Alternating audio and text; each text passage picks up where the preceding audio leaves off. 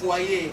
C'est un véritable moment d'échange d'expériences intergénérationnelles entre les anciennes et nouvelles élues dans un atelier organisé par le cadre permanent des concertations de la femme congolaise CAFCO. C'est vendredi 31 mai 2024 dans la salle Henri de la Quétule, centre Saint-Pierre-Claver à Kinshasa-Gombe. 3 anciennes élues qui se sont battues pour leur carrière politique avec un parcours élogié, Marie-Ange Lukiana, Jeannette Kavira et Geneviève Inagossi, étaient face aux conseillères municipales de la ville-province de Kinshasa pour transférer leurs connaissances et expériences dans les combats politiques, les hauts et les bas, difficultés rencontrées, les actions menées et les résultats obtenus.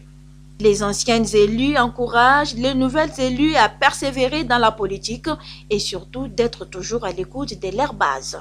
C'est le lieu de féliciter toutes les vaillantes femmes, jeunes et moins jeunes, qui sont revenues victorieuses d'un combat électoral sans merci et sur qui se porte désormais un nouveau regard de la société, lourd à assumer parce que lié aux attentes existentielles de leurs électeurs, mais aussi celles de la nation tout entière. Mention spéciale aux élus municipaux qui sont des pionnières de notre histoire électorale.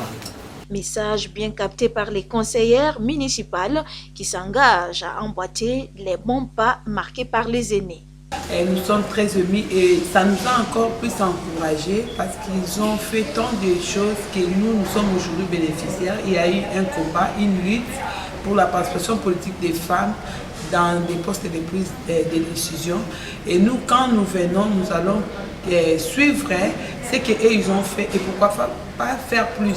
Pour la coordonnatrice ad intérim du cadre permanent des concertations de la femme congolaise CAFCO, Rasloula Amba. Celles qui viennent d'être nouvellement élues ont besoin d'apprendre des expériences des aînés parce que nous avons besoin qu'elles aussi puissent perdurer sur la scène politique parce que nous sommes en train de vouloir aller vers 30-50% des femmes au niveau des instances de prise de décision. Donc aujourd'hui, cet échange d'expérience, c'est pour permettre les anciennes élus et les conseillères municipales de se connaître d'abord, de jeter de passerelles entre elles pour continuer à échanger, construire de synergies de travail, parce que nous voulons que l'agenda femme, l'agenda genre soit consolidé et que cet agenda-là soit poussé vers l'avant en commençant par la base et monter vers le haut.